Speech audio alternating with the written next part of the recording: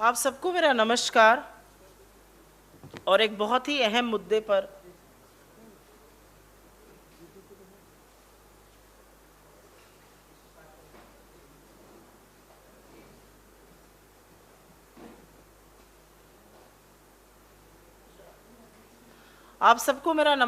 एक बहुत ही अहम मुद्दे पर आपसे चर्चा करने के लिए और कांग्रेस का वक्तव्य देने के लिए आपके पास आए हैं। पहाड़ की बेटी अंकिता भंडारी अपनी आंखों में कुछ सपने लेकर, जीवन में कुछ हासिल करने की उम्मीद को लेकर और एक तरह से फतह करने के लिए अपने घर से निकली थी। मेहनत करके कुछ बनना चाहती थी, कुछ कर दिखाना चाहती थी। लेकिन भारतीय जनता पार्टी के नेता के एक बददिमाग लड़के, सत्ता के नशे में चूर एक बददिमाग लड़के को लगा कि ऐसी बच्चियों से देह व्यापार कराना चाहिए अपने होटल में। और जब उसने देह व्यापार करने से, प्रोस्टिट्यूशन करने से मना किया तो उसको मजबूर किया गया, और जब वो नहीं मानी तो उसकी नहर में ढकेल कर हत्या कर दी गई। 5 दिन से अंकिता लापता थी। कल वो लड़का अरेस्ट हुआ है, पुलकित आर्य, विनोद आर्य का लड़का, जो पूर्व मंत्री है उत्तराखंड की सरकार में, भाजपा की सरकार में। उनका दूसरा बेटा अंकित आर्य राज्य मंत्री का दर्जा लेके घूम रहा था। ऐसा क्यों है कि जब भी लड़की के शोषण की, जब भी किसी लड़की के साथ दुष्कर्म की कोई घटना सामने आती है तो कहीं ना कहीं उसमें भारतीय जनता पार्टी के नेता का नाम जरूर सामने आ जाता है। अंकिता के परिवार के आंखों में आंख डाल के आज किसी भारतीय जनता पार्टी के नेता की बात करने की हिम्मत है? ये कैसे वहशी दरिंदे इन्होंने भरे हुए हैं? ये कौन जानवर हैं जिनको लगता है कि एक लड़की की जान की कीमत नहीं है? ये कौन लोग हैं जिनको लगता है कि लड़की जब नौकरी करने घर से निकली है उसको देह व्यापार की तरफ ये ढकेल देंगे? इस रिजॉर्ट का नाम था वनांतरा, और बहुत आक्रोश और जो जन आक्रोश दिखा, उसके बाद भारतीय जनता पार्टी जागी और कुछ कार्यवाही हुई है। लेकिन मेरा अपना मानना है ये सेलेक्टिव कार्यवाही है। अगर कार्यवाही करनी है तो अपने तमामों एमएलए, अपने तमामों एमपीज को बर्खास्त करिए और उसके बाद महिला सुरक्षा का, बेटियों के हक का, बेटियों के हुकूक की बात करिएगा। अंकिता की चिता अभी ठंडी नहीं हुई है, लेकिन यह पूछना जरूरी है कि अंकिता को किस हक से देह व्यापार की ओर यह आदमी ढकेल रहा था, और जब वो नहीं मानी तो इसको क्यों लगा इस वहशी दरिंदे को कि उसकी जान ले लेगा। और यह पहला वाकया नहीं है, मेरे ख्याल से यह अंतिम भी नहीं होगा। मैं उत्तर प्रदेश से आती हूं और आपको मैं सिलसिलेवार तरीके से नाम लेकर बता देती हूं भाजपा का असली चाल, चरित्र और चेहरा। पिछले 48 घंटे की कुछ खबरें आपके सामने ला रही हूं। आगरा में भाजपा के विधायक छोटे लाल वर्मा, उनके सुपुत्र श्री लक्ष्मीकांत वर्मा जी पर एक महिला ने शारीरिक शोषण, दुराचार, गर्भपात, मारपीट और जान की धमकी देने का आरोप लगाया है। उसको बर्खास्त क्यों नहीं करते हैं आप? किन महिलाओं को सुरक्षित कर रहे हैं? किस बेटी को बचा रहे हैं आप, जब आपके एमएलए पर गर्भपात से लेकर दुष्चार और शारीरिक शोषण तक का आरोप लगा है? और यह अकेला वाकया नहीं है। जबलपुर में भाजपा के व्यापारी प्रकोष्ठ के शशिकांत सोनी पर एक महिला को जबरन शारीरिक शोषण किया गया, नौकरी देने के छलावे पर। उसको कौन सी जेल में भेजेगा, उसके खिलाफ क्या कार्रवाई करी जा रही है, यह मैं जरूर जानना चाहती हूं। अभी शाहडोल मध्य प्रदेश में विजय त्रिपाठी जी 2021 में भाजपा के नेता, जैतपुर में मंडल अध्यक्ष, उनके खिलाफ एग्जैक्टली ये केस, महिला के साथ शारीरिक शोषण, उसका रेप, उसके साथ बलात्कार और उसको किसी न किसी छलावे में लाकर ऐसा करना। मेघालय के भाजपा के वो वाइस प्रेसिडेंट सभी को याद है, बर्नार्ड मराकजी, जो महिलाओं को लेकर ब्रॉथल चला रहे थे, प्रोस्टिट्यूशन करा रहे थे, देह का व्यापार कराते थे। लेकिन ये सूची अभी खत्म नहीं हुई है। कर्नाटक के भाजपा के एमएलए आप सबको याद होंगे और ये इनकी असली सोच दिखाता है।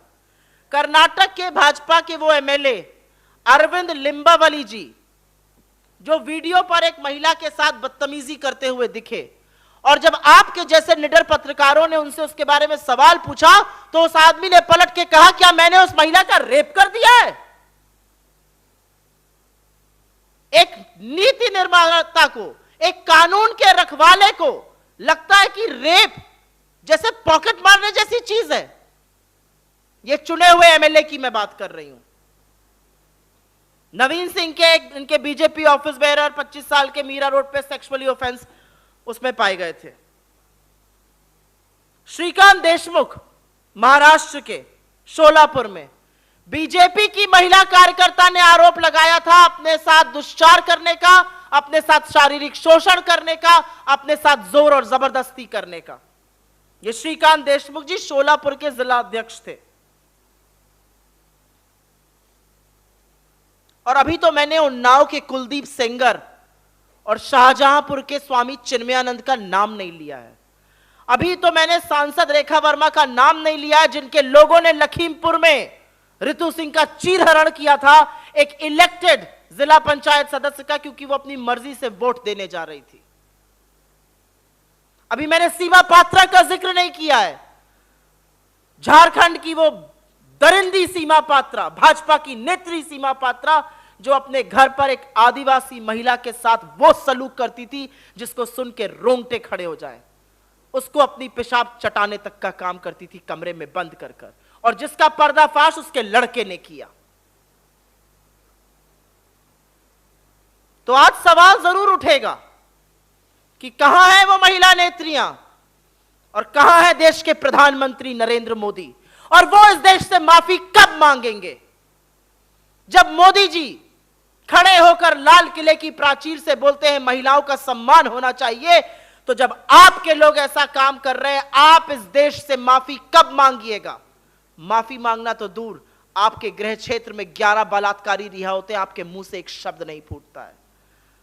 और महिला और बाल विकास मंत्रालय की मंत्री अंकिता को भाजपा के एक नेता के लड़के ने पहले देह व्यापार के लिए मजबूर किया और उसके बाद जान से मार डाला। जब यह मामला कल शाम को सामने आ रहा था और इस देश का कलेक्टिव कॉन्शियसनेस ये पूछ रहा था कि हम अपनी बेटियों के साथ कैसे कर सकते हैं, तो स्मृति ईरानी जी अपनी रसोई की तस्वीर दिखाकर कहती हैं, what's cooking? What's cooking is मले Smriti Irani. What's cooking is outrage Smriti Irani. What's cooking is the fact that you as the Minister for Women and Child Development should be making comments on these things, should be acting against these people. And instead you want the world to know what's cooking in your kitchen. We give a damn what's cooking in your kitchen. What's happening to girls all around is what we care about. मुझे ऐसा लगता है कि जब तक हम सवाल नहीं पूछेंगे और जब तक हम ये समझेंगे नहीं कि ये सत्ता का नशा है, सत्ता में बैठे हुए भाजपा के लोगों को, उनके मंत्रियों को, उनके सांसदों को, उनके लड़कों को जब तक ये लगता रहेगा कि उनको राजनीतिक संरक्षण मिलेगा, तब तक ये लगातार चीजें होती रहेंगी। तब तक 19 साल की जैसी अंकिता अपने आंखों में सपने लेकर तो जरूर निकलेगी घर से, लेकिन उसका शव वापस आएगा, और यह सच है। और इस सच को अगर झुठलाना है तो कलेक्टिवली खड़े होकर इस सरकार से सवाल पूछना पड़ेगा, इस सरकार को अपनी चुप्पी तोड़नी पड़ेगी, नरेंद्र मोदी को इस देश से माफी मांगनी पड़ेगी और स्मृति ईरानी को बाल और महिला विकास मंत्रालय से तुरंत बर्खास्त करना पड़ेगा। धन्यवाद। अगर आपके इस पे कुछ सवाल हैं तो मैं ले सकती हूं, लेकिन सिर्फ इस पे।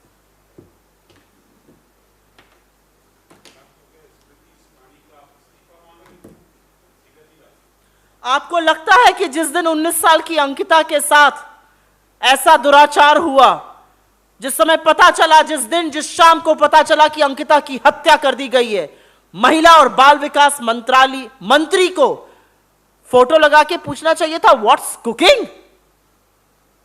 यह असंवेदनशीलता है, थितरई है या घमंड है, मैं नहीं जानती, लेकिन यह जो भी है इसकी एक सभ्य समाज इजाजत नहीं दे सकता है। अगर उनका नैतिक कंपस नहीं है, अगर उनका नैतिक मूल्य ऐसे नहीं है कि वो इस्तीफा दे, प्रधानमंत्री बर्खास्त करें उसको, लेकिन वो क्या बर्खास्त करेंगे? वो खुद एक शब्द बोल नहीं पाते हैं महिला सुरक्षा पर और महिला के सम्मानों पर।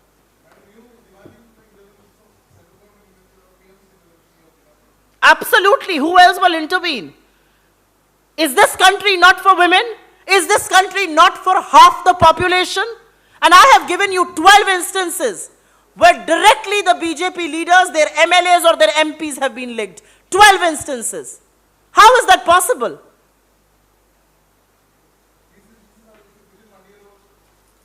Within a year's time.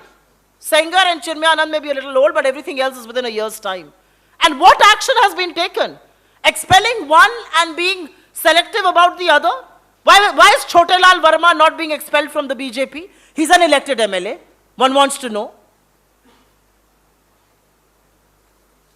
Thank you very much. But this is a very important issue, and I hope it will deserve some newsprint space and also some television space. I want to request all of you, hold the government of the day accountable. There has to be outrage on issues like these. Television channels need to debate issues like these. It doesn't matter what is happening in the rest of the country. I think what is happening with women in this country cannot be put on the back burner.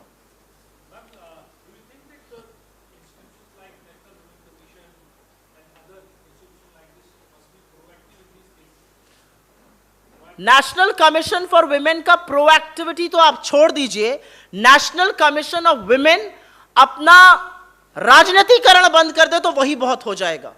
National commission of women को क्या भाजपा के नेताओं के द्वारा दुष्कर्म और दुराचार नहीं दिखता है? क्या एनसीपीसीआर को भाजपा के नेताओं के द्वारा बच्चों को सिंगल आउट करके उनकी सार्वजनिक करना तस्वीर नहीं दिखता है? ये सारे इंस्टीट्यूशंस महिलाओं के, बच्चों की सुरक्षा के लिए बनाए गए थे। आज ये इंस्टीट्यूशंस आरएसएस की शाखा बन चुके हैं और उसी का कारण है कि महिलाओं के साथ ये हो रहा है। ये इंस्टीट्यूशंस बनाए गए थे कि महिलाएं सुरक्षित हों, बच्चों के हक का हनन ना हो। आज कहां है ये इंस्टीट्यूशंस? कहां है इनका सेलेक्टिव आउटरीच? ये मैं जानना चाहती हूं। Thank you very much.